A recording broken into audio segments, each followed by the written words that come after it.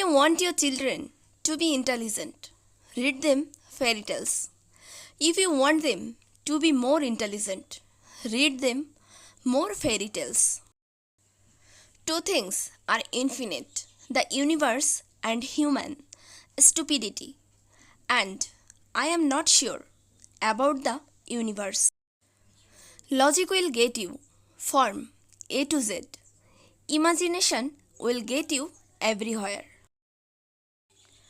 Life is like riding a bicycle. To keep your balance, you must keep moving. I speak to everyone in the same way, whether he is the garbage man or the president of the university. Never memorize something that you can look up. When you are karting a nice girl, an hour seems like a second. When you sit on a red hot kinder, a second seems like an hour.